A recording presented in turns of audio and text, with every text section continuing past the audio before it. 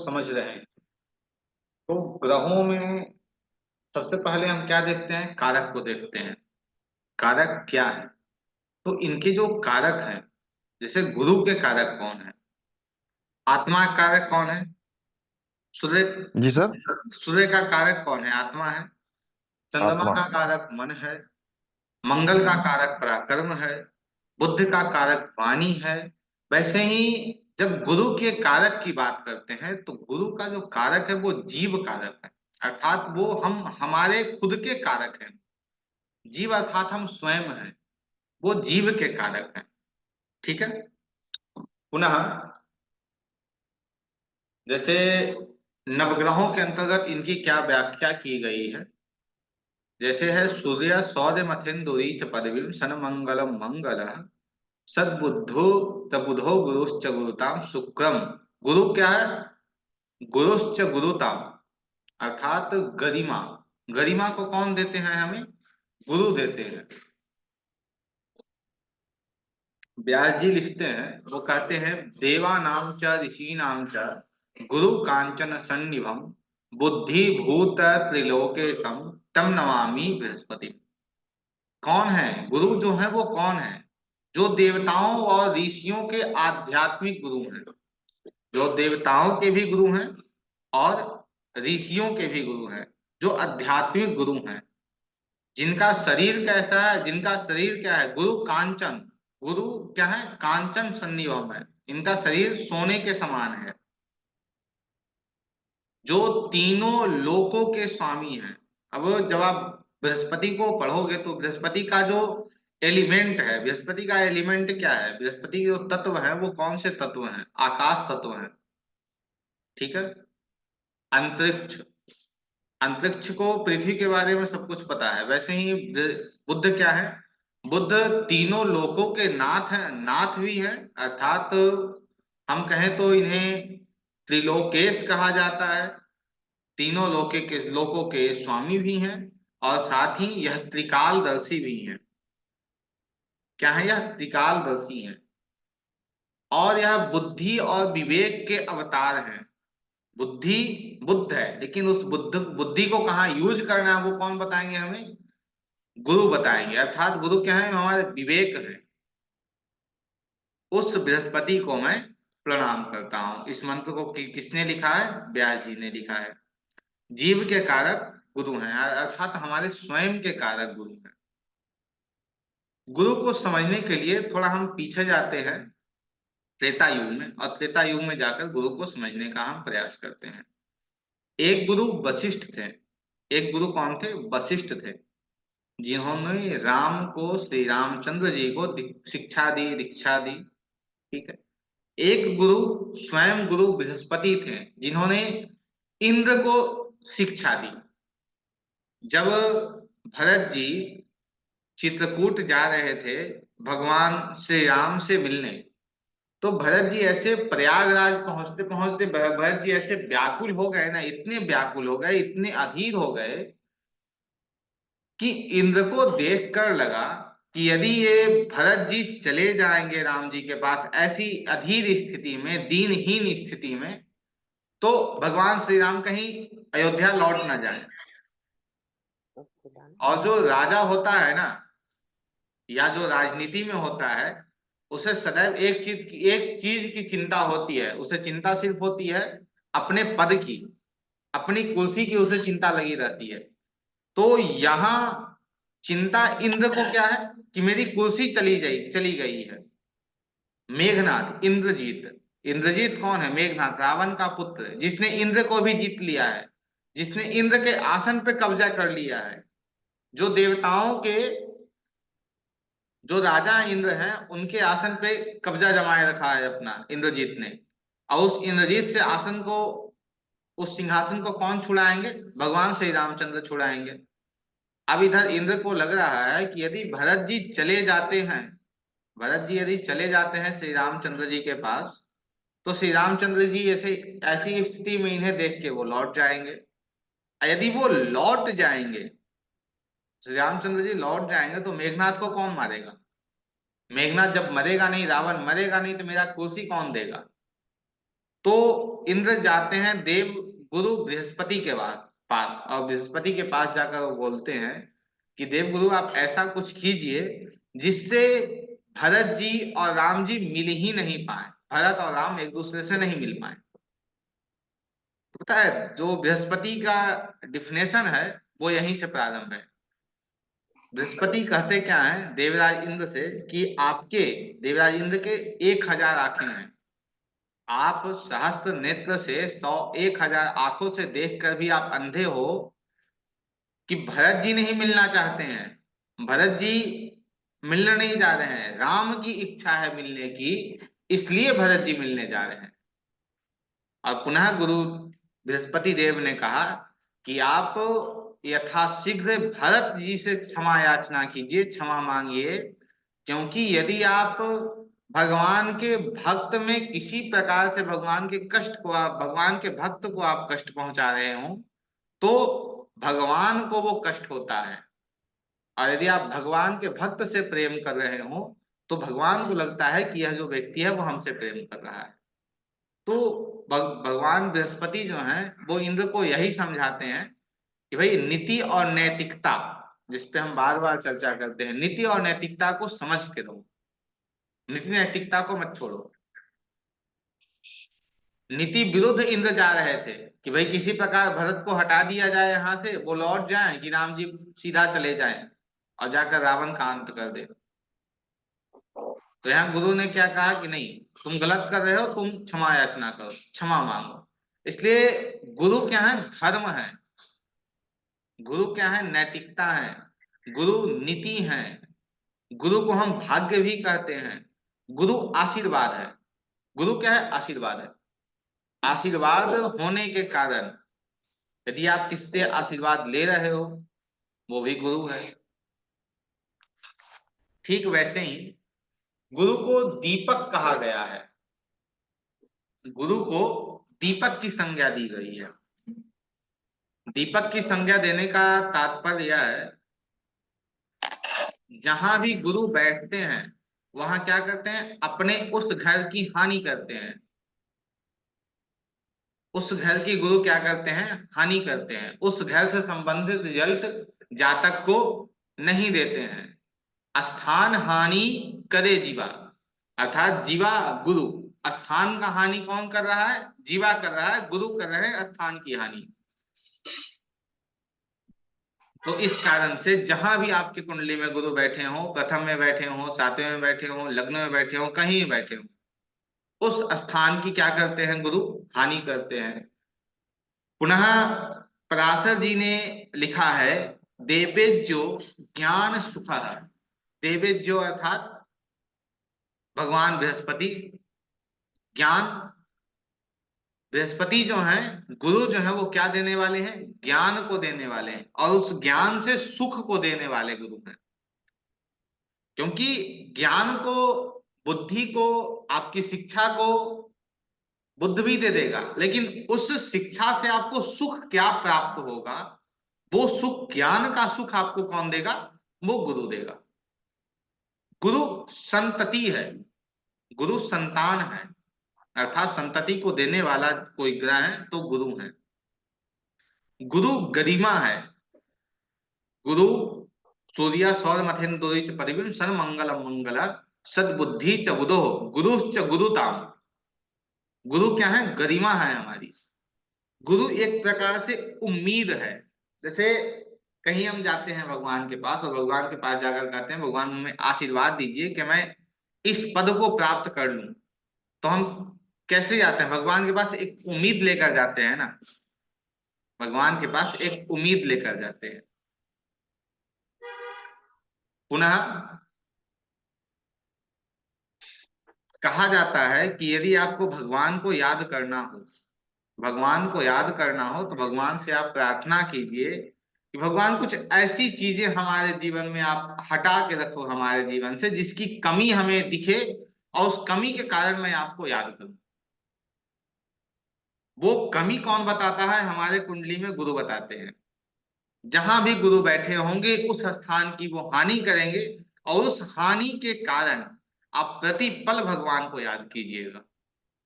अर्थात जहां भी आपके कुंडली में गुरु बैठे हैं उस स्थान की वो क्या कर रहे हैं, हानि कर रहे हैं, और उस हानि के कारण आप भगवान को याद करेंगे।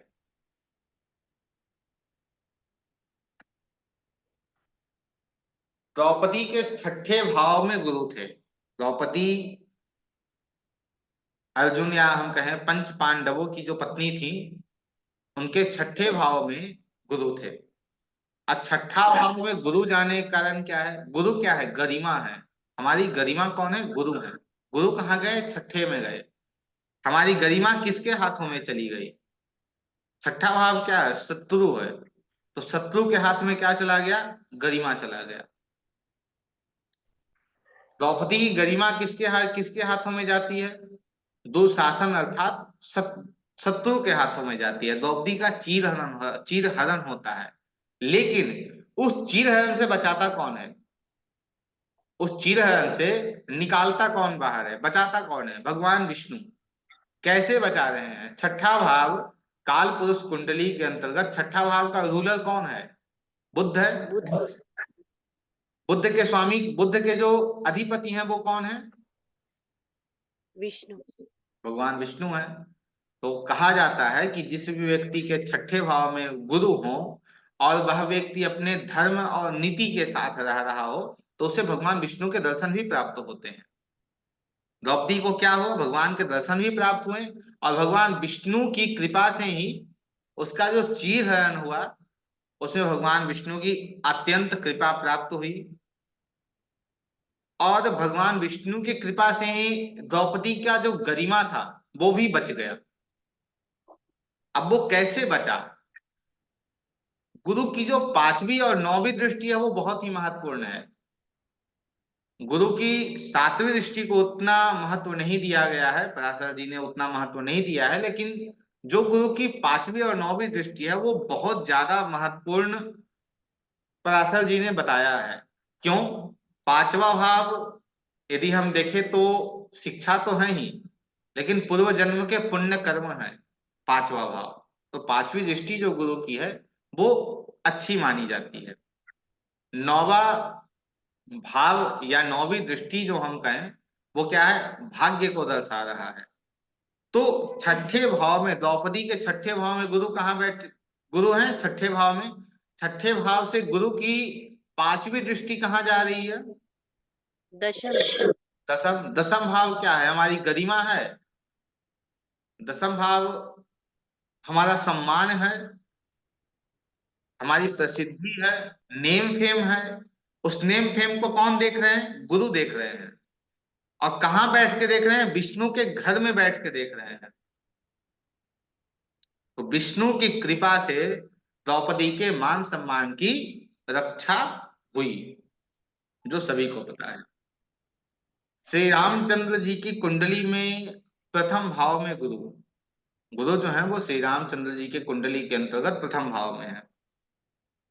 गुरु जहां भी आपका बैठता है ना, वो सिर्फ यही कहता है कि मैं जहां हूं वहां से तुम्हें हानि दूंगा, जहां देखूंगा मैं वहां से मैं तुम्हें बहुत सारी चीजें ला कर दूंगा, लेकिन इसमें एक शर्त है हमारी। शर्त क्या है, तुम्हें नीति से और नैतिकता से हमारे साथ रहना होगा, धर्म को नहीं छोड़ना होगा।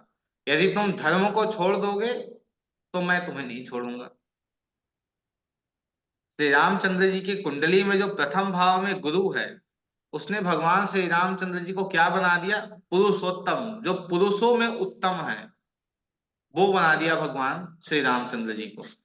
कैसे, गुरु प्रथम में गए हैं तो उन्होंने हानि किसकी की, स्वयं की हानि की, प्रथम भाव की हानि की। तो प्रथम भाव की हानि के कारण भगवान को कितने कष्ट मिले वो आप सभी जानते हैं। लेकिन उन्हीं कष्टों के कारण और धर्मों को नहीं छोड़ने के कारण, धर्म को नहीं छोड़ने के कारण पांचवी दृष्टि पंचम में जो शिक्षा और बुद्धि को बता रहा है, नौवीं दृष्टि नवम में जो पिता और भाग्य को बता रहा है। तो श्री रामचंद्र जी के कुंडली में, श्री रामचंद्र जी के कुंडली में जो प्रथम भाव में गुरु हैं उन्होंने क्या किया, भगवान श्री रामचंद्र जी को पुरुषोत्तम बना दिया, पुरुषों में श्रेष्ठ बना दिया।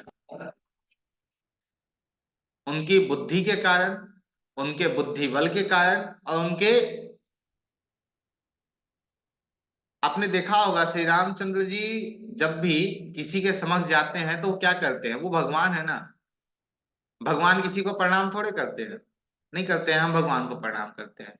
लेकिन जब वो मनुष्य के रूप में आए तो हर संतों की उन्होंने पूजा की है, वो जिनके पास गए उन्हें उनको क्या किए, वो प्रणाम किए। और प्रणाम हम करते हैं किसी को तो हमें क्या मिलता है बताइएगा, किसी को हम प्रणाम आशीर्वाद। करते हैं तो क्या हमें मिलता आशीर्वाद। आशीर्वाद। आशीर्वाद। है? वो आशीर्वाद कौन है, गुरु हैं। गुरु। गुरु है। वो आशीर्वाद श्री रामचंद्र जी को कहां से कहां लेकर चला गया।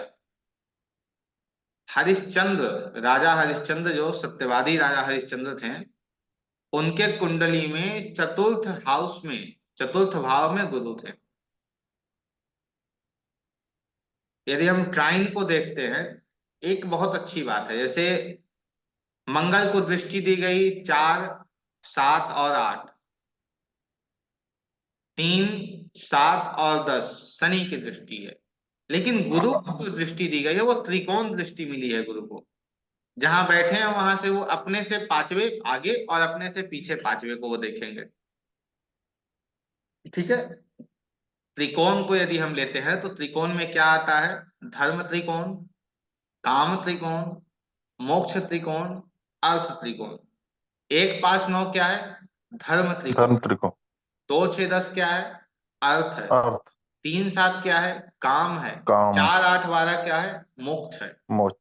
अब जिस भी त्रिकोण में गुरु बैठे हैं और उसमें यदि आप गुरु को खुद स्वयं प्रीत नहीं कर रहे हैं, अर्थात गुरु को आप छोड़ रहे हैं, जैसे अपने धर्मों को छोड़ना। नवम में यदि आपके गुरु चले गए हैं और आप क्या कर रहे हैं, प्रथम में गुरु चले गए हैं, नवम में गुरु चले गए हैं, पंचम में गुरु चले गए हैं, और आप क्या कर रहे हैं, धर्म परिवर्तन कर रहे हैं, तो वहां आपने क्या किया, राहु को एक्टिव कर लिया गुरु के जगह। क्योंकि नवम में राहु है तो धर्म परिवर्तन की चीजें वहां होती हैं। लेकिन गुरु वहां है, आपने क्या किया, धर्म परिवर्तन की ओर बढ़ गए, अपने धर्म को आप छोड़ रहे हैं। तो उससे क्या होगा, आपके संतान को, आपके भाग्य को, आपके स्वास्थ्य को समस्या होगी। और वो कौन करेगा, वो खुद गुरु करेंगे। तो जिन गुरु के बारे में हम बात कर रहे हैं कि वो भाग्य हैं, वो संतति है, वो आशीर्वाद है, वही गुरु हमें कष्ट देंगे, उस टाइम से हमें कष्ट देंगे जहां वो बैठे हैं, और हम उस काम के अंतर्गत, उन चीजों के अंतर्गत हम धर्म को छोड़ बैठे। 2, 6, 10 अर्थ है। अब किसी के छठे में गुरु बैठ गए हैं और वह व्यक्ति अपने धर्म को छोड़ चुका है, नैतिकता को छोड़ चुका है, और वह व्यक्ति आपके पास आकर पूछ रहा हो कि भाई मुझे धन नहीं आ रहे हैं, तो उसे धन आएंगे, नहीं आएंगे। दूसरा, 2, 6, 10 अर्थ है। अर्थ अर्थात सातवां भाव जो है, वो सातवां भाव बताता है कि आपके पास डेली इनकम क्या होगा, प्रतिदिन का जो एक प्रॉफिट है वो क्या होगा। लेकिन जो दूसरा भाव है ना, जो छठा और 10वां भाव है, सातवां भाव प्रतिदिन का इनकम देता है, छठा भाव क्या देता है, मंथली आपको इनकम देता है। दूसरा भाव एक वेल्थ है, अर्थ है आपका, जिस संपत्ति, धन संपत्ति को आपने अर्जित कर रखी है, जो सेव है, वो दूसरा भाव है। उसी पैसे को आपके पास स्थिर रहने देगा, उसी पैसे को आपके पास सेव होने देगा, जो पैसा आपने धर्म से कमाया है। 2, 6, 10 वाले यदि गुरु हैं तो उसी पैसे को आपके पास रहने देंगे, जो पैसे को आपने धर्म से कमाया है। हम बात कर रहे थे राजा हरिश्चंद्र के कुंडली पे। राजा हरिश्चंद्र के कुंडली में चौथे में गुरु हैं। चौथे में यदि गुरु बैठ जाएं तो क्या करेंगे बताइएगा। अभी मैंने एक शब्द का प्रयोग किया था, वो शब्द था स्थान हानि करे जीवा। तो चौथे में बैठ जाएंगे तो क्या करेंगे, उस स्थान की वो हानि करेंगे। आप सभी को पता होगा राजा हरिश्चंद्र जी ने अपने विश्वामित्र ऋषि के कारण, जो एक कथा प्रचलित है उसके अनुसार, अपनी संपूर्ण संपत्ति उनकी नष्ट हो गई, यहां तक वो चांडाल का काम करने लगे। राजा हरिश्चंद्र किसका, चांडाल का काम करने लगे। और चांडाल का काम जब वो कर रहे हैं, उसी वक्त एक स्त्री आती है अपने बच्चे के शव को लेकर और कहती है कि इसका दाह संस्कार हमें करना है। और वो स्त्री और कोई नहीं है, राजा हरिश्चंद्र की पत्नी। राजा हरिश्चंद्र की पत्नी आती है और कहती है कि इस बच्चे का हमें दाह संस्कार करना है, अर्थात हरिश्चंद्र के बेटे का दाह संस्कार करना है। और राजा हरिश्चंद्र क्या कहते हैं, पैसे दो तो मैं करूंगा, क्योंकि मेरा धर्म है वो यह कहता है कि बिना पैसे का मैं आप इस बच्चे का दाह संस्कार नहीं कर सकता। तो यहां तक इस स्थिति में भी जाकर उन्होंने क्या किया, धर्म को नहीं छोड़ा। तो जिस स्थान की हानि हो रही थी, अर्थात धन वैभव सिंहासन, चौथा भाव सिंहासन है, सिंहासन की हानि हो रही थी, वो सारी चीजें पुनः राजा हरिश्चंद्र को प्राप्त हो जाती है। क्यों प्राप्त हो जाती है, क्योंकि वो धर्म को नहीं छोड़ते हैं। श्री रामचंद्र जी पुरुषोत्तम इसलिए हुए क्योंकि उन्होंने धर्म को नहीं छोड़ा। तो आपके कुंडली में जहां भी गुरु बैठे हैं, उस स्थान की वो हानि करेंगे। लेकिन उससे भी और अच्छी बात यह है कि जहां गुरु की पांचवी और नौवीं दृष्टि जा रही है, पांचवी और नौवीं दृष्टि जहां भी गुरु की जा रही है, उस भाव को क्या करेंगे, वो एक मजबूती प्रदान करेंगे, उस भाव को अच्छा बना देंगे, बेहतर बना देंगे आपके जीवन में। लेकिन गुरु यदि प्रथम भाव को देख रहे हैं और प्रथम भाव में पंचम का स्वामी बैठा हो, पांचवें भाव का स्वामी प्रथम भाव में बैठा है, तो प्रथम भाव को तो अच्छी दृष्टि से देख ही रहे हैं। अपनी पांच नौ में गुरु बैठे हैं तो पांचवी दृष्टि से देख ही रहे हैं। साथ ही वो पंचम भाव के स्वामी बैठे हैं, उन्हें भी देख रहे हैं, तो पंचम भाव को, अब पंचम भाव को भी वो आशीर्वाद दे रहे हैं या भाग्य का सहारा दे रहे हैं, एक उम्मीद दे रहे हैं, जिससे पांचवा भाव भी ठीक हो रहा है। तो गुरु यदि भाव को देख लें या भाव स्वामी को देख लें अपनी पांचवी या नौवीं दृष्टि से, तो क्या होता है, एक गंगा जल के रूप में काम करता है और उस जातक की जो चीजें हैं वो ठीक हो जाती हैं। लेकिन जैसे सभी ग्रह हम सभी के जीवन में अलग अलग तरीके से भी काम करते हैं, एक तरीके से भी काम करते हैं।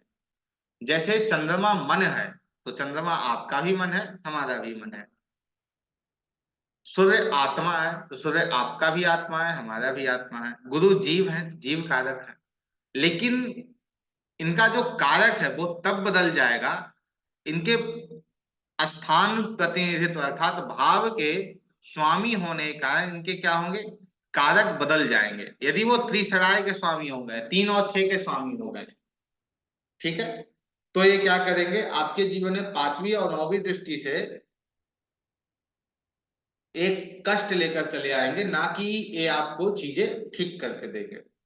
1 5 9 में यदि आपके गुरु हैं, तो आपके लिए यह उचित है कि आप किसी भी कार्य को कर रहे हैं तो धर्म से करें। यदि धर्म को आप छोड़ते हैं तो आपके संतान के लिए, आपकी शिक्षा के लिए, आपके भाग्य के लिए, आपके पिता के लिए और स्वयं के लिए यह क्या हो जाएगा, कष्ट कारक हो जाएगा।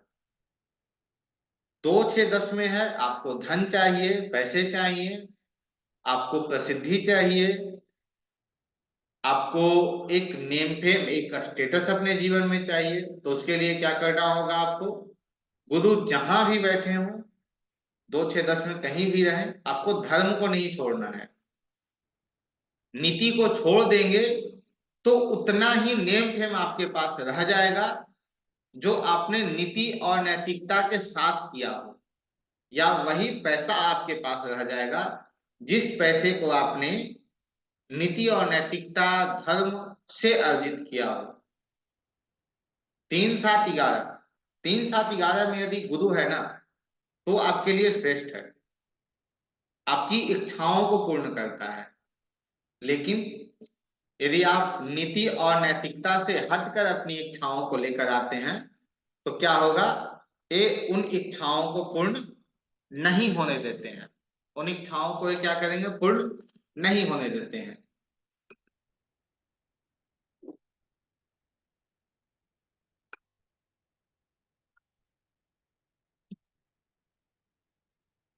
इनका बृहस्पति का नाम क्या है? गुरु है ना।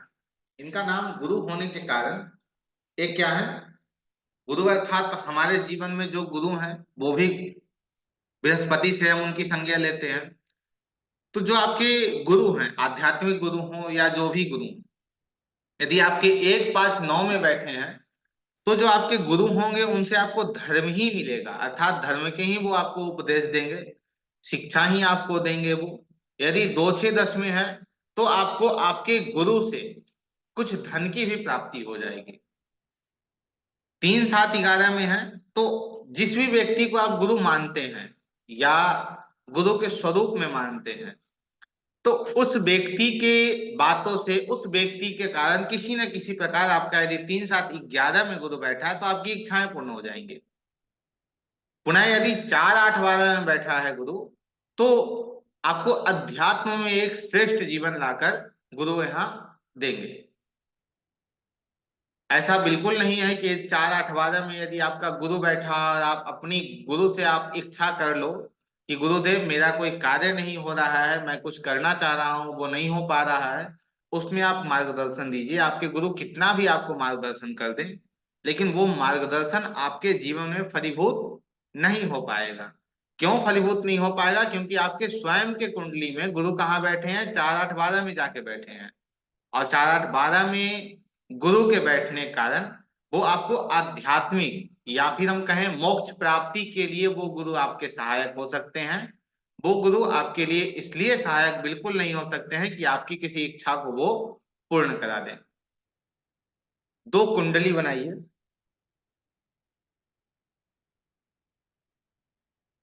2 कुंडलियां निर्माण कीजिए।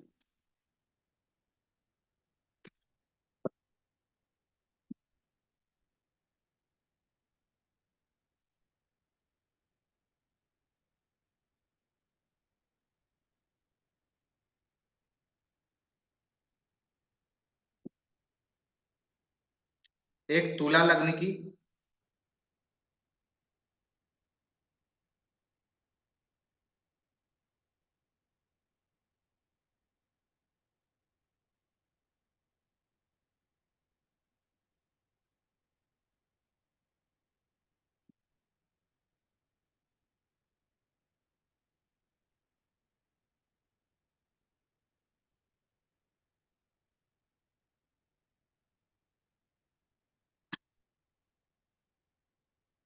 एक तुला लग्न की, एक मकर लग्न की। एक मकर लग्न की कुंडली बनाइए, एक तुला लग्न की कुंडली बनाइए।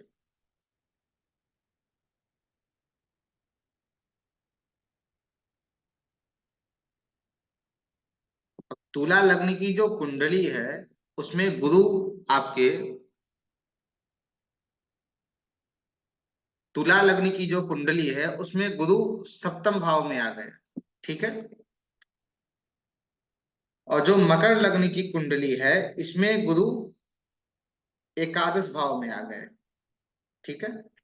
अब इन दोनों का जो प्रेडिक्शन होगा वो अलग अलग हो जाएगा।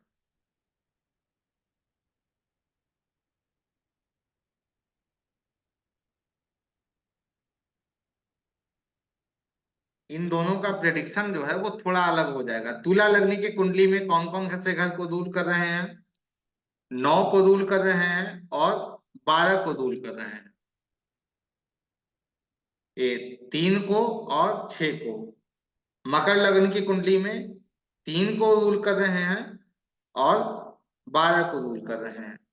तो श्रेष्ठ रिजल्ट कौन से ट्राइन अर्थात जो एक श्रेष्ठ रिजल्ट हम समझें गुरु का कि गुरु किस कुंडली में अच्छे फल देंगे, तो हम यह मानेंगे कि भाई तुला लग्न की कुंडली में गुरु क्या हो रहे हैं? त्रिसराय हो रहे हैं, जो दोनों भाव के अनुसार हो रहे हैं, जो अच्छे रिजल्ट नहीं दे रहे हैं। लेकिन इस कुंडली के अंतर्गत जो मकर लग्न की कुंडली है इसमें भी गुरु त्रिसराय हो रहे हैं, लेकिन गुरु की जो मूल त्रिकोण राशि है वो 12वें भाव में जा रही है और उनकी जो एक और स्व राशि है वो तीसरे भाव में जा रही है, जिसके अनुसार यह गुरु तुला लग्न के कुंडली में जितना खराब रिजल्ट देंगे, अर्थात तुला लग्न की कुंडली में गुरु कहाँ बैठे हैं? 3 7 11 के टाइम में है। 3 7 11 के टाइम में होने के कारण इस जातक की इच्छा पूरी होने में समस्या उत्पन्न करेंगे। लेकिन यदि यह नीति और नैतिकता के साथ, धर्म के साथ रहेगा, तो इसकी जो जितनी भी इच्छाएं हैं वो पूर्ण होंगी। जितनी भी इच्छाएं हैं वो पूर्ण होंगी। पुनः वैसे ही मकर लग्न की कुंडली में गुरु एकादश में बैठे हैं, तो यहां भी किस में आ गए? 3 7 11 में आ गए। यहां भी वो इच्छा को पूर्ण कर रहे हैं, लेकिन जितनी सहजता से इस मकर लग्न वाले जातक को उसकी जो इच्छाएं हैं पूर्ण हो जाएंगी, उतनी सहजता से तुला लग्न के जातक को चीजें पूर्ण होने में समस्या होगी। जब हम गुरु को देख रहे हैं तो गुरु को हम जब समझेंगे तो गुरु किस राशि में वो उच्च के होते हैं, बताइएगा। गुरु कौन से राशि में उच्च के होते हैं? कर्क। कर्क। कर्क किसकी राशि है? चंद्रमा के। हमारे जीवन का जो प्रारंभिक गुरु है वो कौन है?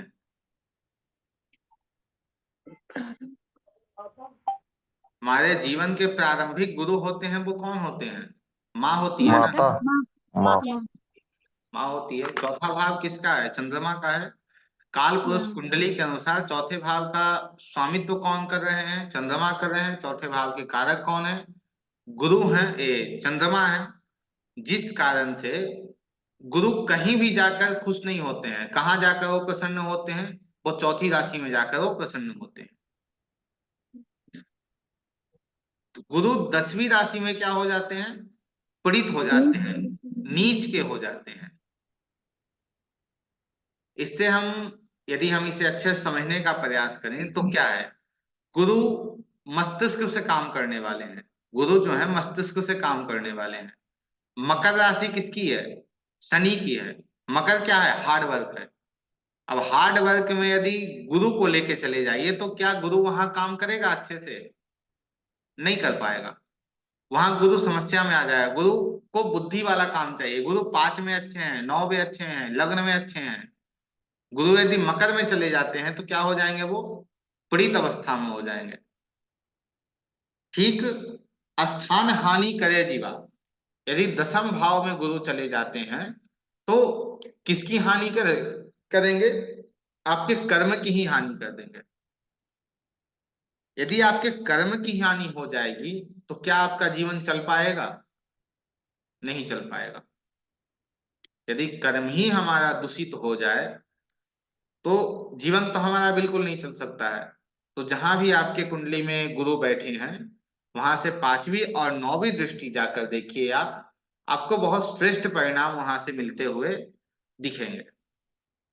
प्रथम में गुरु बैठे हैं, प्रथम में गुरु बैठेंगे, उनकी दृष्टि कहाँ जाएगी? 5वें भाव पे जाएगी, 9वें भाव पे जाएगी।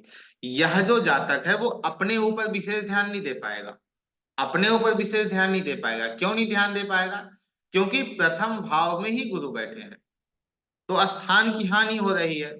उस स्थान पे विशेष या ध्यान नहीं दे पाएगा। ये दीपक है, गुरु जो क्या है वो दीपक है, वो सभी को प्रकाश दे देंगे, लेकिन दीपक के तले, जो दीपक का तल है, वहां अंधेरा रह जाएगा। गुरु कहाँ देखेंगे अपनी 5वीं दृष्टि से? 5म भाव को। नवम से किसे देखेंगे? 9म भाव को। इस जातक को भाग्य संबंधित भी सारी चीजें मिल जाएंगी और साथ ही इस जातक को शिक्षा संबंधित भी, अर्थात जितना ये चाहेगा उतना शिक्षा प्राप्त कर सकता है। वो सारी शिक्षा भी इसे सहजता से मिल जाएगी।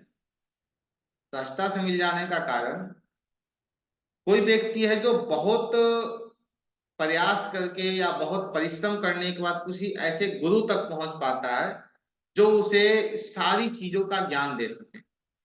और कोई व्यक्ति जो है, जो घर से निकलता है और वैसे गुरु उसे खुद आकर बुलाते हैं, चलो मैं तुम्हें ज्ञान दूंगा, मैं तुम्हें ज्ञान की बातें बताऊंगा, जिसे सहजता से ज्ञान मिल जाए। गुरु लग्न में है तो उसे सहजता से ज्ञान मिल जाएगा। गुरु सौम्य में है ना।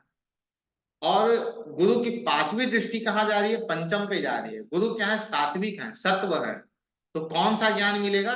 सात्विक ज्ञान मिलेगा, धर्म संगत ज्ञान मिलेगा, धर्म के अनुसार ज्ञान मिलेगा। नीति नैतिकता के साथ ज्ञान मिलेगा, ये सारी चीजें मिल जाएगी। लेकिन यह व्यक्ति स्वयं पे ध्यान नहीं दे पाएगा।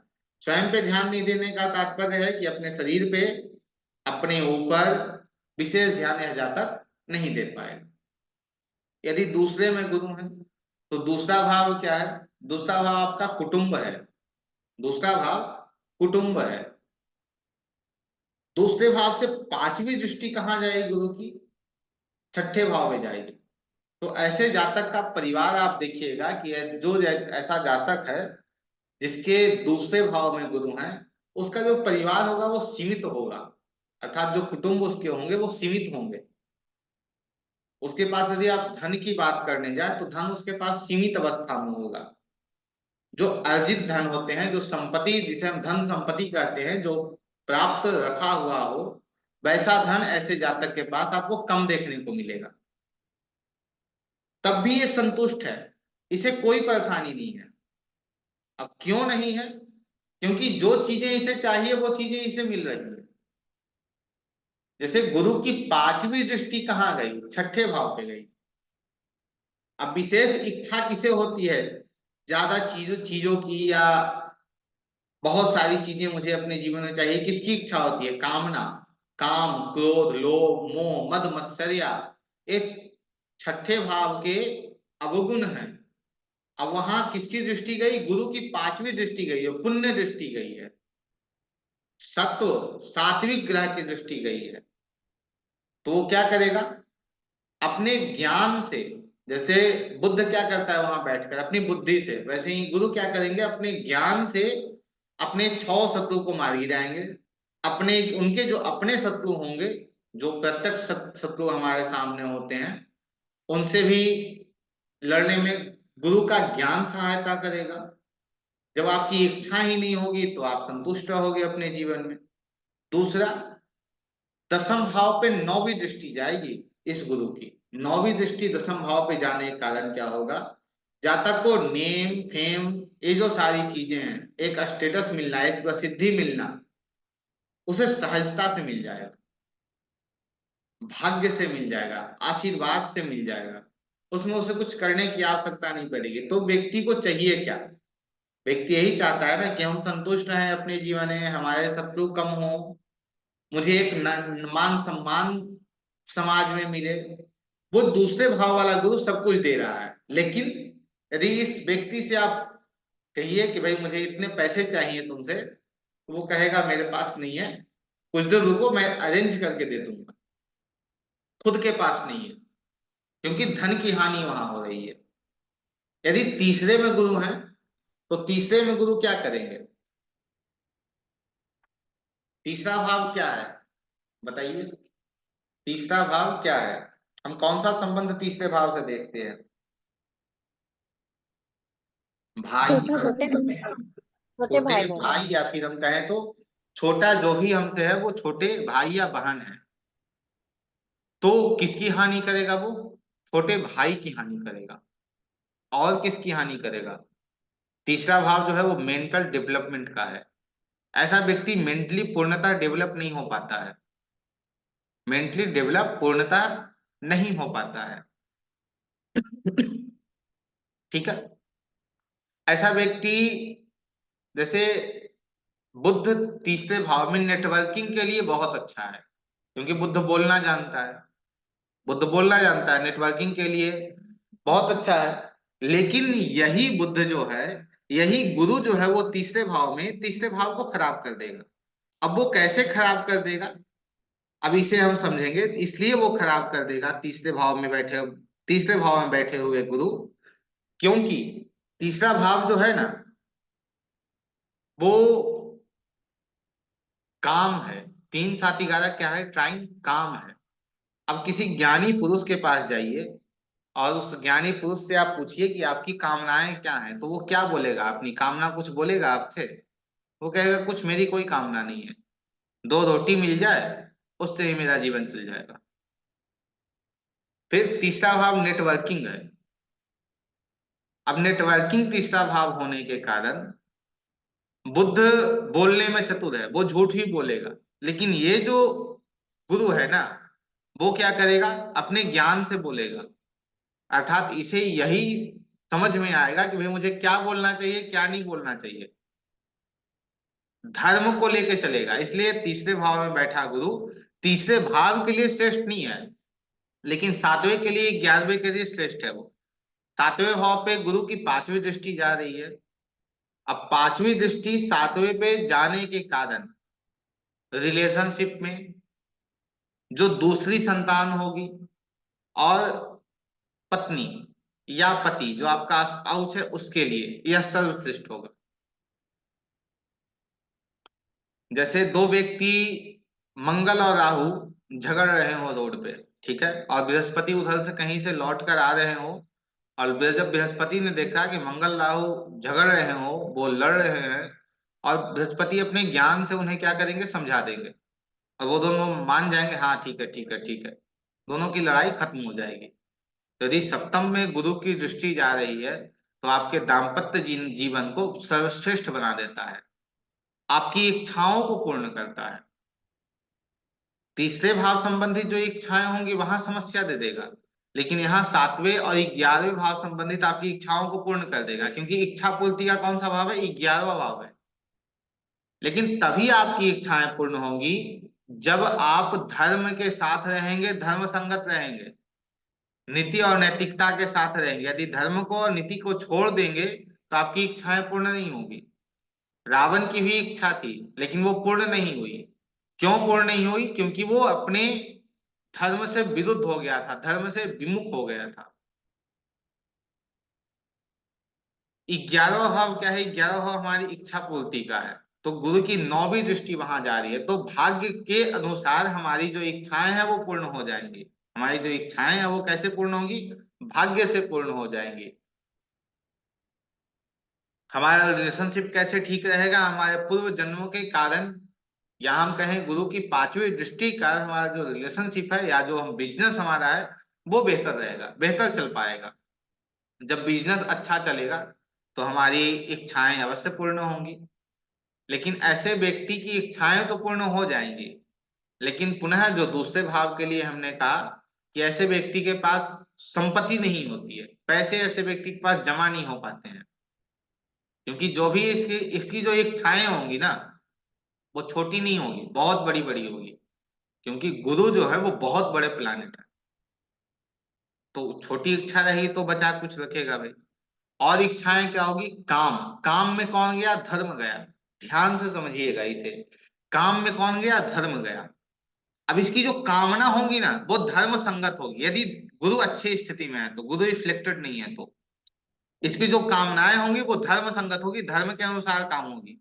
इसकी इच्छा होगी, अरे यार थोड़ी राम कथा हो जाती, थोड़ा शिव पुराण हम करा लेते, तो धर्म सम्मत होगी, तो धर्म में इसके पैसे जाएंगे। ठीक वैसे ही 3 7 11 में गुरु हैं, तीसरे भाव में आपके गुरु हैं, तो उस धर्म के साथ रहिए तो आपको आपकी जो इच्छाएं हैं वो पूर्ण होते आपको दिखेंगी। जैसे 4, धर्म अर्थ काम और मोक्ष, राम लक्ष्मण भरत शत्रुघ्न, इन चारों भाइयों को 4 धर्म अर्थ काम मोक्ष से रखा गया है। धर्म कौन है, श्री राम है। लक्ष्मण क्या है, काम है।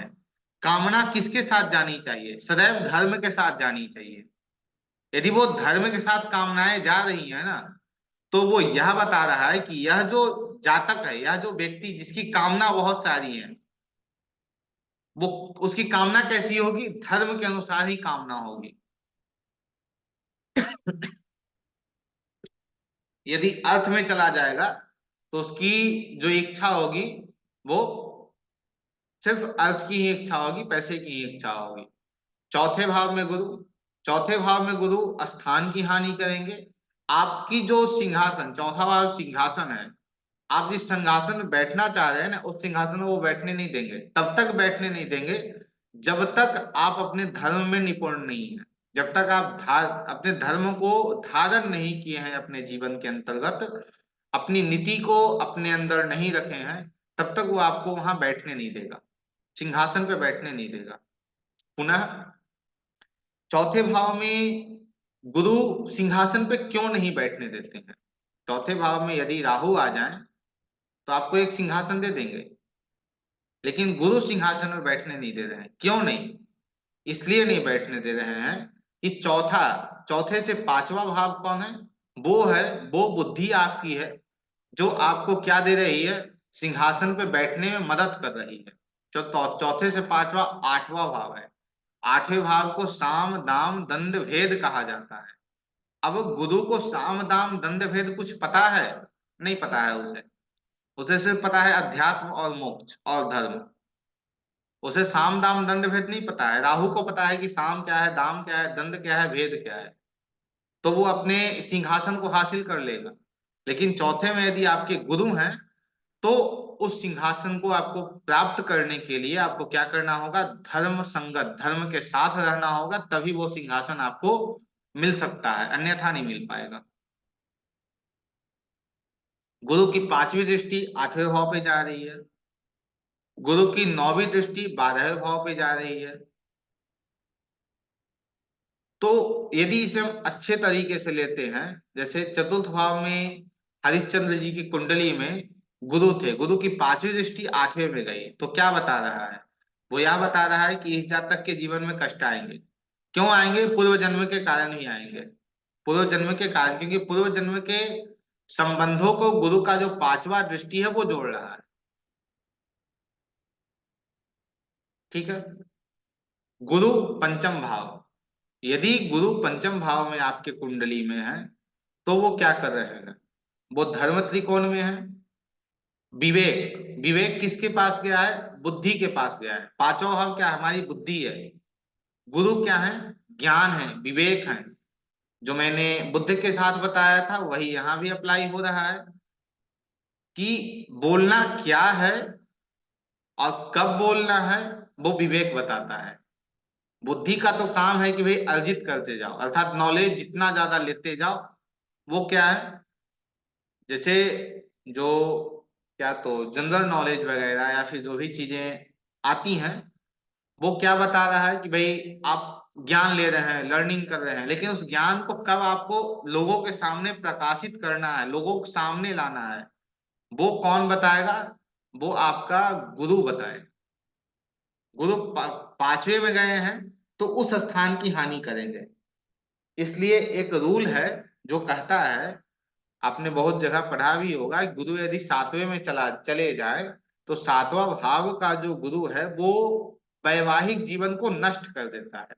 वैसे ही यदि पांचवें में आपके गुरु हैं तो संतान संबंधित आपके जीवन में वो समस्या देते हैं। पुनः जो कुछ देर पहले मैंने बात की, वो इसलिए समस्या हमें देते हैं क्योंकि गुरु कहता है कि भगवान को याद कर लो।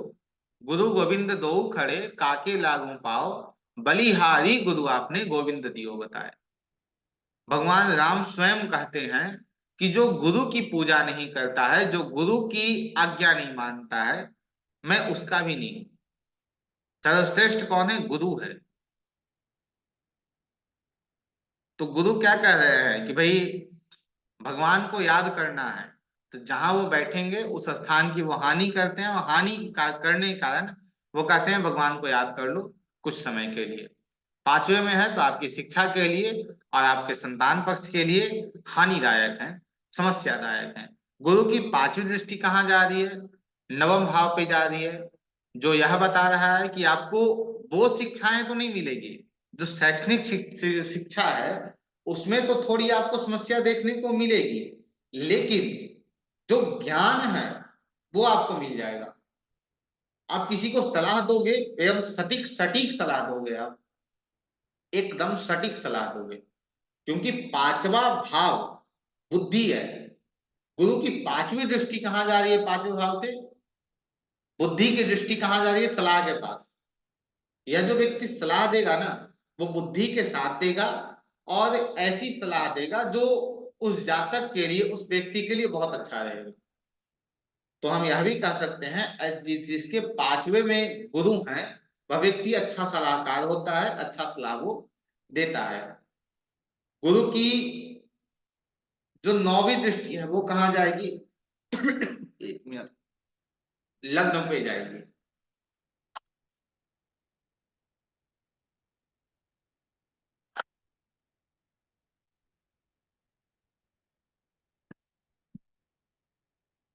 वो कहाँ जाइए?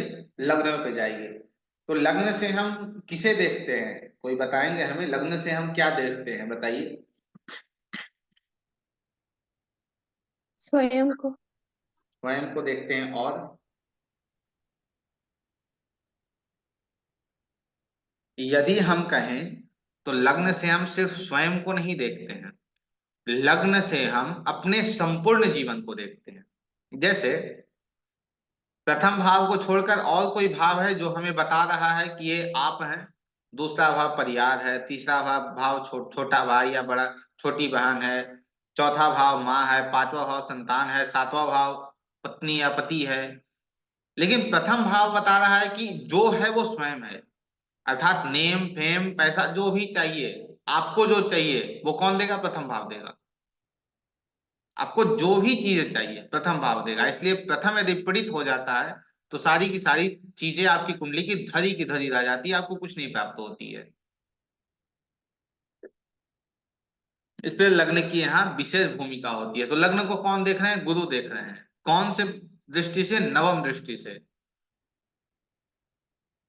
ऐसे जातक को भाग्य संबंधित सारी चीजें मिल जाएंगी, अर्थात भाग्य से सहजता से सारी चीजें ऐसे जातक को मिल जाएंगी। कुछ विशेष मेहनत करने की आवश्यकता ऐसे जातक को अपने जीवन के अंतर्गत नहीं होगी। पुनः नीति नैतिकता के साथ। यदि धर्म को छोड़ देता है, अधर्म के पथ पे चला जाता है, तो इस जातक को वो सारी चीजें नहीं मिल पाएंगी। छठे भाव में यदि गुरु चले गए, तो द्रौपदी के कुंडली के अंतर्गत हमने बात की, छठे भाव में गुरु यदि जा रहे हैं तो ऐसे जातक को भगवान विष्णु के दर्शन भी होते हैं। लेकिन यदि आप धर्म के साथ हो तब आपकी प्रोस्पेरिटी, आपकी जो गरिमा है, आपकी जो प्रसिद्धि है, आपका जो आपकी जो समृद्धि है, ये सब कौन दे रहा है? दसम भाव देता है। गुरु की पांचवी दृष्टि कहाँ जा रही है? छठे भाव से दसम भाव पे जा रही है।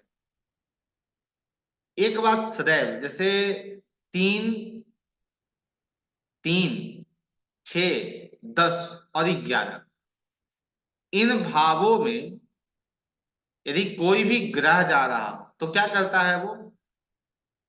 उपचय भाव है ना, तो उपचय भाव में वो यदि वो अच्छे परिणाम नहीं दे रहे हैं तो वहां श्रेष्ठ हो जाते हैं। तो छठे भाव में गुरु क्या करेंगे? उस स्थान की हानि करेंगे, उस स्थान की वो हानि कर रहे हैं।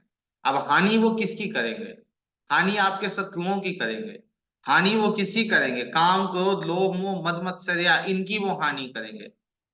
द्रौपदी के जो शत्रु थे उसका आगे जाकर तो अंत ही हुआ। तो छठे में यदि आपके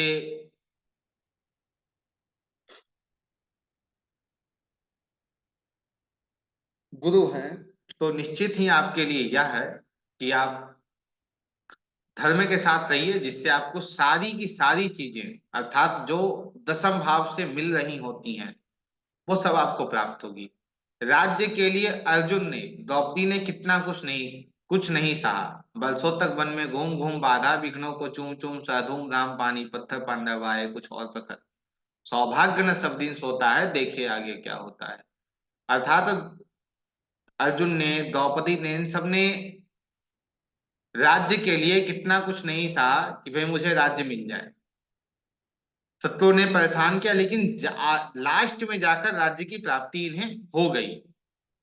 क्यों हो गई? क्योंकि गुरु की जो पांचवी दृष्टि है वो कहाँ जा रही है? दसम भाव पे जा रही है।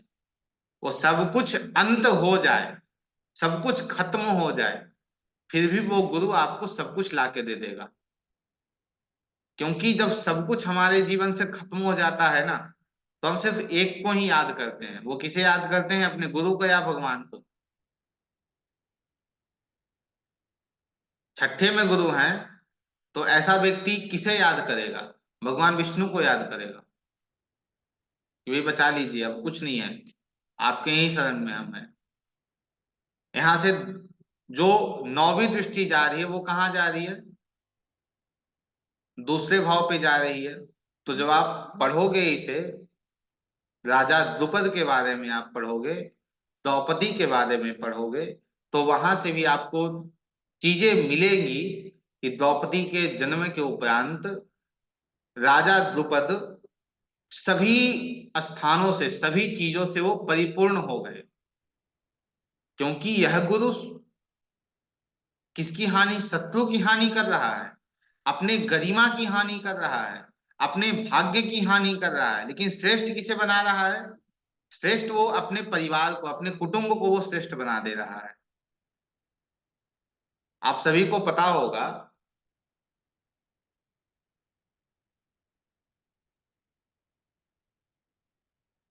सप्तम में गुरु, यदि सप्तम भाव में गुरु है तो आपको क्या लाकर वो दे रहे हैं। सप्तम में गुरु किसकी हानि करेंगे, अभी कुछ देर पहले हमने बात किया था, तो उसमें हमने क्या कहा कि सप्तम में यदि आपके गुरु बैठे हैं तो आपके जीवन में, आपके दाम्पत्य जीवन या आपके बिजनेस को वो नष्ट कर देते हैं। क्यों नष्ट कर देते हैं? सातवां भाव क्या है, काम है। तीन साथी कारक क्या है, आपकी कामनाएं हैं।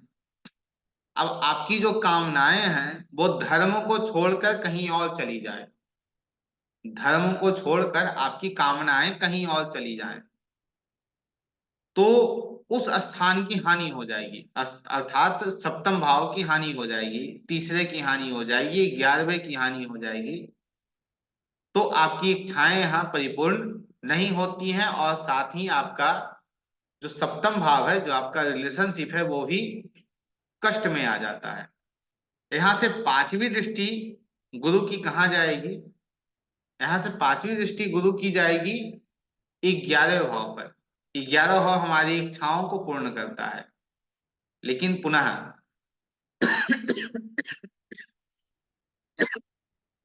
आपके उन्हीं इच्छाओं को यह पूर्ण करने की सामर्थ्यता देता है, या उन्हीं इच्छाओं को वो पूर्ण करेगा जो धर्म संगत हो, अर्थात धर्म के साथ। धर्म संगत यह नहीं कि भाई मैं धर्म अर्थात पूजा पाठ ही करूं, यही करूं, वो ही करूं, ऐसा नहीं है। धर्म संगत कहने का यह तात्पर्य है कि यदि आपकी कोई इच्छा है, यदि आपकी प्रॉपर्टी की इच्छा है कि मुझे प्रॉपर्टी करना है, मुझे बिजनेस करना है, और उस बिजनेस में आप यह बनाकर चलें कि मैं किसी भी प्रकार अपने धर्म को नहीं छोड़ूंगा। जैसे बिजनेस में आपका क्या धर्म है, बिजनेस करना। गुरु क्या है, सत्व है। गुरु क्या है, सत्व है। तो यदि सप्तम में आपका गुरु है, आप बिजनेस कर रहे हैं, तो कौन सा बिजनेस आपको करना चाहिए, आपको बिजनेस करना चाहिए, चंद्रमा का बिजनेस आपको करना चाहिए। चंद्रमा क्या है, उदार है। चंद्रमा क्या है, उदार है।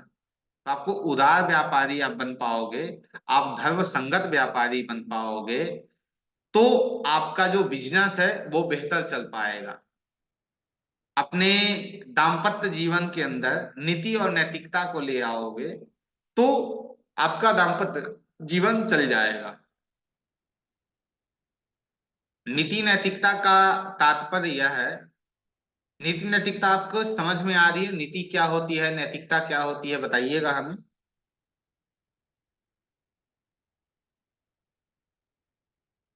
नीति और नैतिकता क्या है?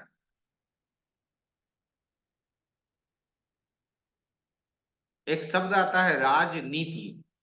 राजनीति अर्थात राज्य को पाने के लिए हम किसी प्रकार की नीति को कर रहे हैं, किसी प्रकार की चीजों को कर रहे हैं, वो क्या है, राजनीति। नीति को हम संविधान से जोड़ सकते हैं, नीति को हम एक ऐसे ग्रंथ से जोड़ सकते हैं जो हमें यह बता रहा है कि आपको धर्म के अनुसार कैसे आप अपने जीवन में चल सकते हो, वो चीजों को यह दर्शा रहा है। नैतिकता भी उसे ही दर्शा रही है। धर्म को छोड़कर यदि आप बढ़ते हैं तो जिस ट्राइन में भी आपके गुरु हैं, उस पूरे के पूरे ट्राइन को वो नष्ट कर देंगे। और बहुत सी कुंडली में यह देखा भी जाता है कि जहां भी आपके गुरु हैं, उस ट्राइन को वो बर्बाद कर देते हैं, उस ट्राइन को ही वो नष्ट कर देंगे, यदि आपके गुरु वैसी स्थिति में आ गए हैं तो गुरु आपके 3 7 11 में है, धर्म सम्मत रहिए, नीति नैतिकता के साथ रहिए, लोगों का आशीर्वाद लेते रहिए, अपनी गरिमा को बनाए रखिए। किसी से नहीं, उम्मीद किससे रखनी है? सिर्फ भगवान से उम्मीद रखनी है। अपनी इच्छाओं के पूर्ति के लिए किसके पास जाना है? भगवान के पास जाना है। आपकी इच्छाएं पूर्ण हो जाएंगी।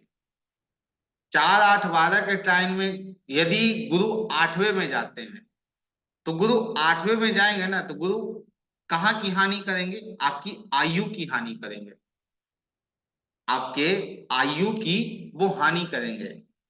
आपके उस पैसे की वो हानि करेंगे जो पैसा आपके पास दूसरे के पास से आ रहा हो, उस पैसे की वो हानि करेंगे।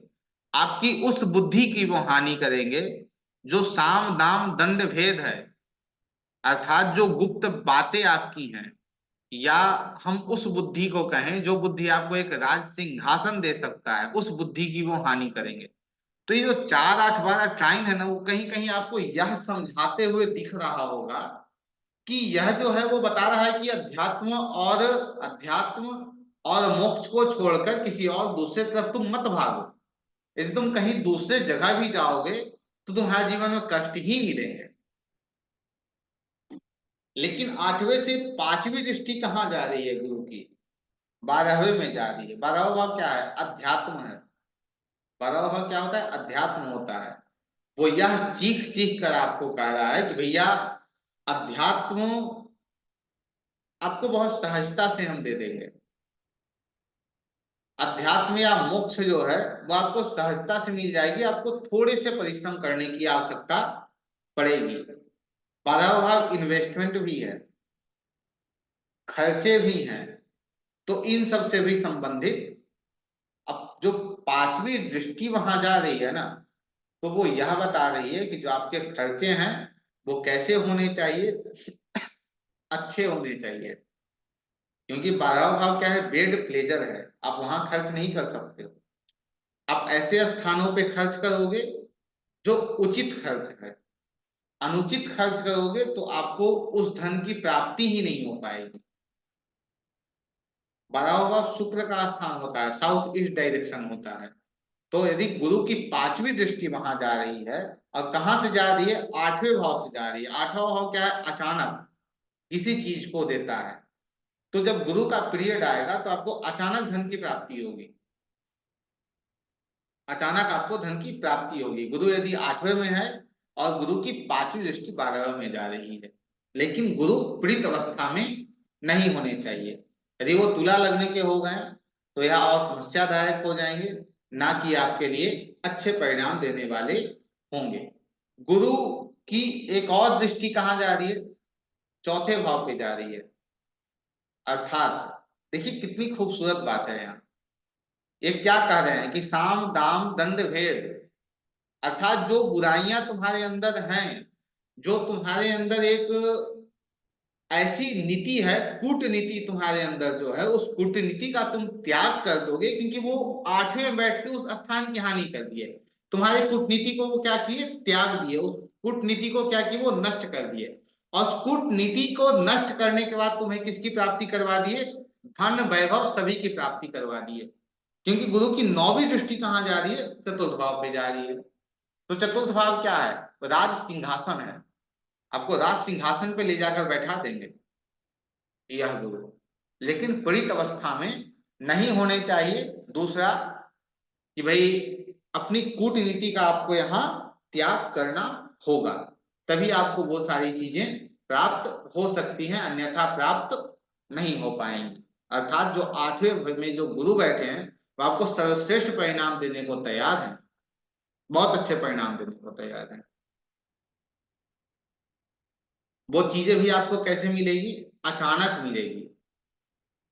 8वां भाव क्या है? ज्योतिष है। 8वां भाव क्या है? ज्योतिष है। ज्योतिष के साथ दूसरे का पैसा है। 8वां भाव क्या है? सीए वगैरह की चीजों को दे रहा है, इंश्योरेंस संबंधित चीजों को दे रहा है। तो यह भी बता रहा है वो जो राज सिंहासन प्राप्त होगा वो आपको इन सब के अंतर्गत प्राप्त हो सकता है। गुरु यदि नवम में है तो क्या दे रहे हैं? गुरु यदि आपकी कुंडली में नवम भाव में है ना, तो पुनः मैं वहीं आऊंगा कि आप यदि अपने को बेहतर बनाते हैं तो आप मर्यादा पुरुषोत्तम बन सकते हैं। गुरु की पांचवी दृष्टि कहाँ जाएगी? यह व्यक्ति क्या करेगा? अपने धर्म की हानि कर देगा, जिसकी अभी कुछ देर पहले हमने बात की कि ऐसा व्यक्ति क्या करेगा? धर्म परिवर्तन कर लेगा, अपने धर्म की ही हानि करेगा, अपने पिता, इसके पिता की हानि हो जाएगी। जीव कारक गुरु वहां यदि चले जाते हैं तो। यदि पांचवे में गुरु बैठा है तो व्यक्ति बहुत अच्छा सलाह दे सकता है, बहुत अच्छी सलाह आपको दे सकता है। यदि गुरु नौवे में बैठा है तो आपको बहुत अच्छी शिक्षा दे सकता है, आपको एक अच्छा अध्यापक नहीं बना सकता है, इसे ध्यान देंगे आप। आपको ये नहीं कर सकता है कि आपको एक अच्छा अध्यापक बना सकता है, अध्यापक वो पांचवे वाला ही बना सकता है। जो नौवे वाला गुरु है वो आपको एक अच्छी शिक्षा आपको खुद को दे सकता है, क्योंकि अध्यापक क्या है? नौवा भाव होता है और नौवे भाव की हानि हो रही है, तो आपको एक ऐसी शिक्षा आपके अंदर ला के दे देगा जो शिक्षा आपको आगे ले जाने में मदद कर देगी। नौवीं में गुरु है तो वो आपको सलाह नहीं दे सकता है, क्योंकि उसने अपने सलाह को खुद हानि कर रखा है, तो आपको एक शिक्षा अच्छी दे सकता है। गुरु की जो पांचवी दृष्टि है वो कहाँ जा रही है? स्वयं पे जा रही है। यह भी आपके लिए बहुत सर्वश्रेष्ठ है। गुरु की पांचवी दृष्टि बहुत सर्वश्रेष्ठ आपके लिए काम करेगी, आप स्वयं पे ध्यान दे पाओगे, लेकिन आप धर्म की हानि करोगे। यहाँ क्या है? यहाँ भी आपको अपने धर्म को पकड़ के रखना है, अपनी नैतिकता को पकड़ के रखना है, तो आप अच्छे से सस्टेन कर पाओगे। अन्यथा ये जो गुरु हैं वो आपकी शिक्षा की भी हानि कर देंगे और आपको स्वयं की भी हानि कर देंगे। बहुत जगह ये आपको प्रैक्टिस में देखा गया है कि यदि गुरु आठवें में है या गुरु नौवे में है तो ऐसे जातक को आयु संबंधित थोड़ा जो है वो देखा गया है, अर्थात आयु में थोड़ी समस्या देखी गई है, या ऐसे जातक को कभी न कभी मृत्यु तुल्य कष्ट देखने पड़ते हैं। तब जैसे गुरु आपके नवम में बैठा है और आप शराब पीकर गाड़ी चला रहे हैं तो आपका क्या होगा? बताइएगा। यदि आपका गुरु नवम में बैठा है और शराब पीकर आप गाड़ी चला रहे हैं तो आपका क्या होगा? आप नष्ट हो जाएंगे। इसलिए नष्ट हो जाएंगे क्योंकि आपने पहले गुरु को शराब पीकर नष्ट किया है, तो वो गुरु आपको नष्ट कर देगा। गुरु दसम भाव में जाएंगे। दसम भाव में जाएंगे तो ऐसे जातक को आप देखोगे जैसे ही इनका जन्म होता है ना, वैसे ही इनका जो परिवार है, इनका जो कुटुंब है वो आगे की ओर बढ़ जाता है। आगे की ओर बढ़ जाता है अर्थात उसे एक अच्छी चीजें प्राप्त हो जाती है, क्योंकि दसम भाव में गुरु बैठकर किसे देख रहे हैं? दूसरे भाव को देख रहे हैं। दसम भाव क्या है? नेम फेम है, स्टेटस है, और उस स्टेटस को वो कहाँ दे रहे हैं? दूसरे भाव को दे रहे हैं। तो नेम फेम स्टेटस कहाँ जाएगा? दूसरे भाव को मिल जाएगा बच्चे के जन्म होते ही। लेकिन इस बच्चे के जीवन में, जातक के जीवन में ये सारी चीजें नहीं मिल पाएंगे, क्योंकि गुरु क्या कर रहे हैं? उस घर की ही हानि वो कर रहे हैं, उस घर की ही हानि वो कर रहे हैं। और कहा नौवीं दृष्टि कहाँ जा रही है? छठे भाव पे जा रही है। अब छठे भाव पे नौवीं दृष्टि जाने का क्या प्रयोजन है भाई? यही प्रयोजन है कि इसके जो शत्रु होंगे ना, वो शत्रु तो होंगे नहीं। दूसरा, जो काम, क्रोध, लोभ, मोह, मद मत्सर्या है, ये 6 अवगुण हैं, इससे यह व्यक्ति को दूर रखेगा। एक चीज है, यदि छठे में गुरु बैठे हों, चंद्रमा बैठे हों या सूर्य बैठे हों, सूर्य, गुरु और चंद्रमा यदि आपके छठे भाव में बैठे हैं तो ऐसा जो व्यक्ति होता है वो इन सब चीजों से अलग होता है, अर्थात काम, क्रोध, लोभ, मोह, मद मत्सर्य, ये जो 6 अवगुण हैं उसमें बहुत कम पाए जाते हैं यदि गुरु, सूर्य और चंद्रमा यदि छठे भाव में बैठे हैं तो। अभी हम गुरु दसम पे बात कर रहे थे, तो दसम में रहने से ऐसे जातक को कंपटीशन में भी अच्छी चीजें प्राप्त हो जाती हैं और नौकरी के अंतर्गत भी चीजें प्राप्त हो जाती हैं, धन भी प्राप्त होता है, लेकिन एक नेम फेम स्टेटस ऐसे जातक को प्राप्त नहीं हो पाता है। काल पुरुष कुंडली में दसम भाव किसका है? शनि का है। दसम भाव के स्वामी कौन हो जाएंगे? शनि हो जाएंगे, मकर राशि वहां आ जाएगी। मकर हार्ड वर्क है, गुरु जो है वो ज्ञान वाले हैं। अब ज्ञान वाला हार्ड वर्क में जाके करेगा क्या, इस कारण से उस स्थान की हानि हो जाती है। और उस स्थान के हानि होने के कारण चीजें जो है सो बहुत विपरीत हो जाती है उस जातक के लिए। विपरीत तो हम कहें तो वो उस जातक के जन्म होते ही वह अपने परिवारजनों को, अपने कुटुंब को, सभी को क्या दे देता है, धन वैभव सारी चीजें दे देता है, अपनी पांचवी दृष्टि से नेम फेम सब कुछ देता है, लेकिन उस खुद जातक को ये चीजें प्राप्त नहीं हो पाती। तो इसमें यूटिलाइजेशन यही है कि आप अपने कार्य क्षेत्र के अंतर्गत जितना ज्यादा हो सके आप परिश्रम कीजिए, आपको सारी चीजें मिल जाएंगी। 11वें में यदि गुरु हैं तो क्या है, यदि आपके 11वें में गुरु हैं तो कहीं ना कहीं यह ऐसा जो जातक है ना, मैं खुद बताऊं मेरे कुंडली में 11वें भाव में गुरु बैठे हैं। अब ऐसा जो जातक है उससे यदि आप जाकर कहिए कि मुझे थोड़े 5-10 हजार रुपये देना, मुझे काम है, वैसे हाथ खड़ा कर देगा, नहीं है मेरे पास। अर्थात ऐसा जो जातक है, ऐसे जातक के पास उसके काम कभी नहीं रुकेंगे, उसकी जितनी इच्छाएं हैं सभी पूर्ण होंगी, उसकी इच्छाएं पूर्ण होंगी, लेकिन उसके पास खुद के पास पैसे नहीं रहेंगे, खुद के पास उसके पास पैसे नहीं रहेंगे। अब जब भी पैसे मांगने जाइए वो हाथ खड़ा कर देगा, मेरे पास पैसे नहीं है। इच्छा पूर्ति में कहाँ बैठे हैं, गुरु बैठे हैं जो इच्छा की हानि कर रहे हैं, लेकिन उनकी पांचवी दृष्टि कहाँ जा रही है, तीसरे में जा रही है, और उनकी एक और दृष्टि कहाँ जा रही है, 7वें में जा रही है, जो यह बता रहा है कि छोटे भाई के लिए भी सर्वश्रेष्ठ है, और आपके स्पाउस के लिए भी यह जो गुरु 11वें में बैठना बहुत ही अच्छा है। आपके पत्नी या आपके पति को भी सारी चीजें उसके भाग्य के अनुसार मिल जाएगी जो उसे मिलना चाहिए, आपके भाई को भी वो सारी चीजें मिल जाएगी जो उसे मिलना चाहिए।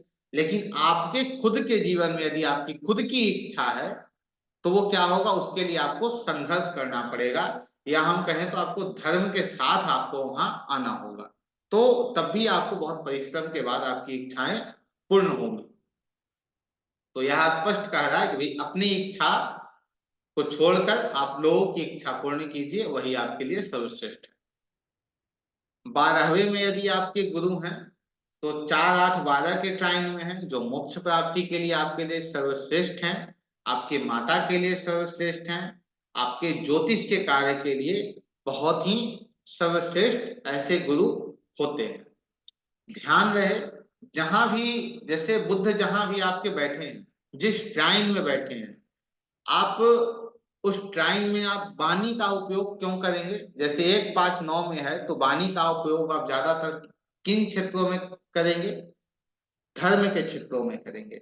2, 6, 10 में है तो आपका किन क्षेत्रों में आप वाणी का या बिजनेस का प्रयोग करेंगे, पैसे के लिए करेंगे। 3, 7, 11 में अपनी इच्छा के लिए करेंगे, 4, 8, 12 में मोक्ष के लिए करेंगे। यदि गुरु आपका 1, 5, 9 में है तो वह स्पष्ट कह रहा है कि आप धर्म को मत छोड़िए, धर्म को छोड़िएगा तो मैं आपको नष्ट कर दूंगा, क्योंकि 1, 5, 9 क्या है, स्वयं का त्रिकोण है, धर्म त्रिकोण है, गुरु स्वयं धर्म है, तो कह रहा है कि इसे मत छोड़िए मैं आपको नष्ट कर दूंगा। 2, 6, 10 में यदि है तो गुरु कहाँ गया है, अर्थ में गया है, धर्म कहाँ गया, अर्थ के पास गया है। जब हम राम लक्ष्मण भरत शत्रुघ्न को लेते हैं तो जो शत्रुघ्न है वो क्या है, अर्थ है, वो क्या है, अर्थ है। इसलिए सभी लोग कहीं कहीं चले जाते हैं, लेकिन शत्रुघ्न कहाँ रहते हैं, महल में ही रहते हैं, क्योंकि जो धन है वो महल में ही होनी चाहिए। तो धर्म, यदि आपको धन चाहिए, 2, 6, 10 में आपका गुरु बैठा है तो आपको धर्म से आपको पैसे कमाने होंगे, धर्म सम्मत। यदि आप ठेकेदारी का भी काम कर रहे हैं तो उसमें भी आपको धर्म से जो उचित पैसा आपका होता है वही आप लें तो उचित है।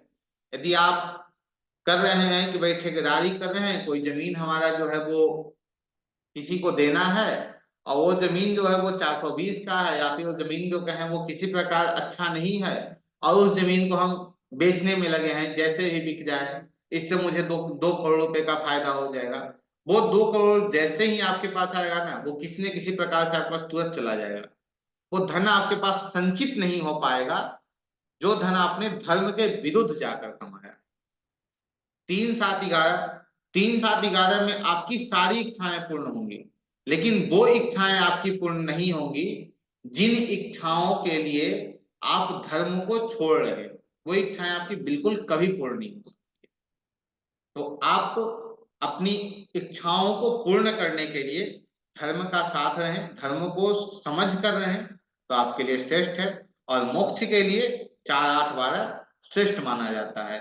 वैसे ही गुरु, आपके जो जीवन में गुरु हैं किसी भी रूप में, जिन्हें आप गुरु मानते हैं या आपने दीक्षा ले रखी है, गुरु के मंत्रों की आपने दीक्षा ले रखी है, अपने गुरु से मंत्र की दीक्षा ले रखी है, तो आप उन्हीं विषय पे उनसे जाकर बात कीजिए जहां आपका गुरु बैठा है।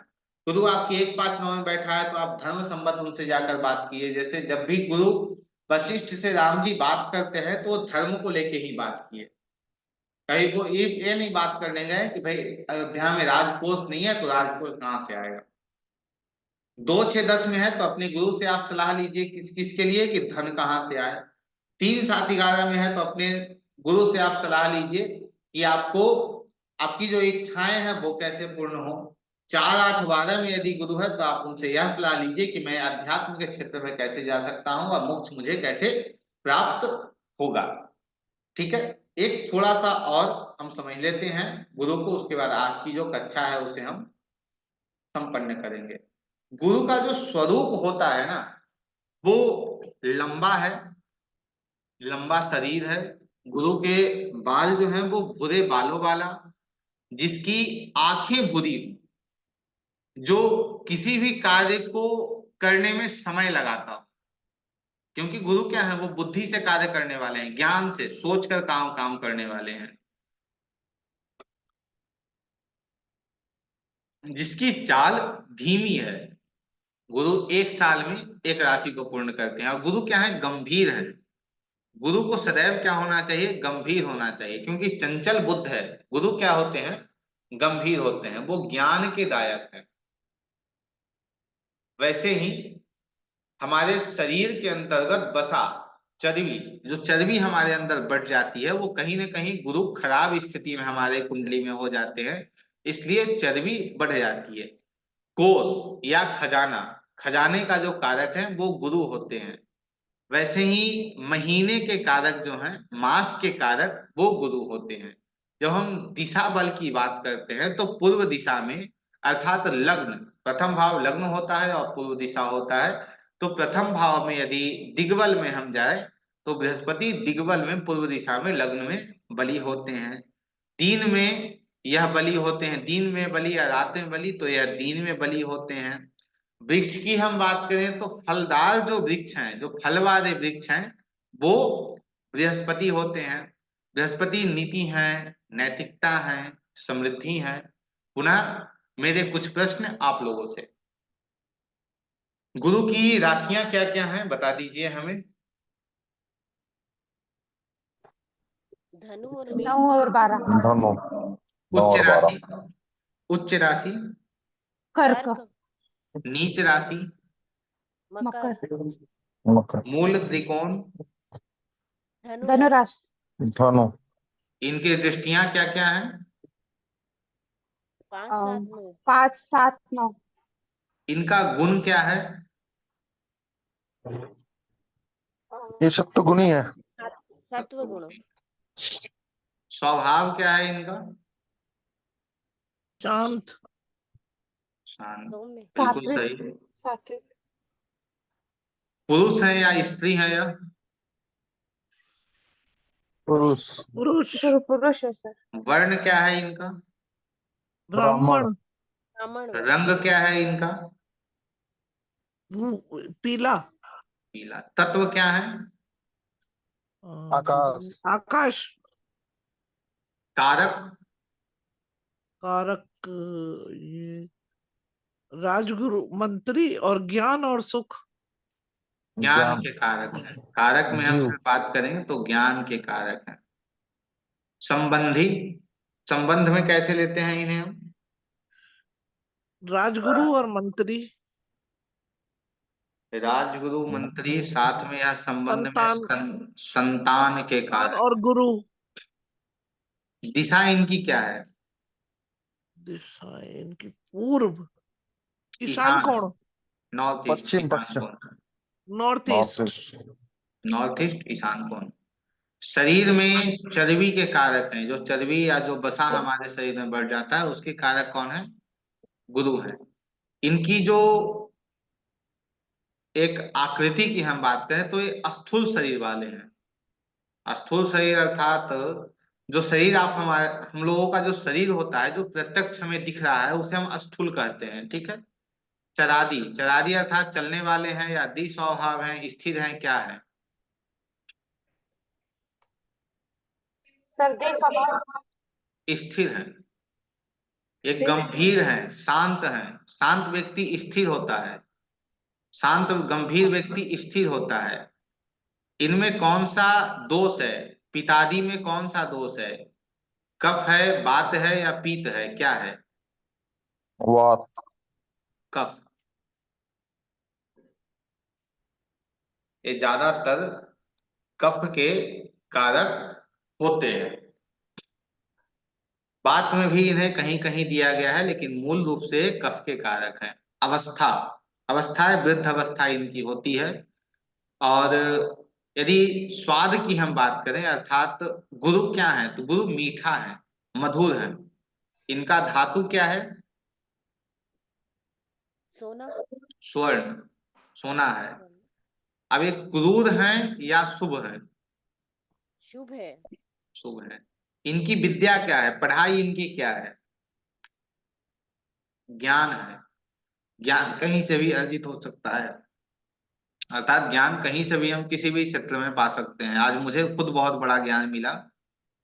कारक संतान के कारक हैं। यदि हम भाव की बात करें तो 2, 5, 9 और 11, दूसरा भाव, पांचवा भाव, 9वां भाव, 11वां भाव का कारक क्या होते हैं? कहीं कहीं लोग चौथे और 10वें के भी कारक मानते हैं, लेकिन मूल रूप से दूसरे, पांचवें, 9वें और 11वें के कारक बृहस्पति होते हैं।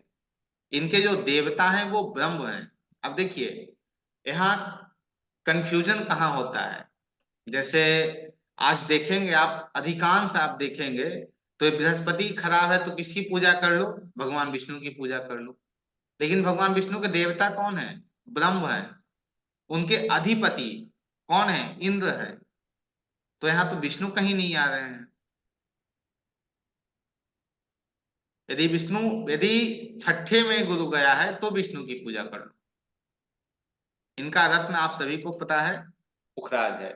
आज की कक्षा को लेकर आप लोगों का यदि कोई प्रश्न हो तो बताइए।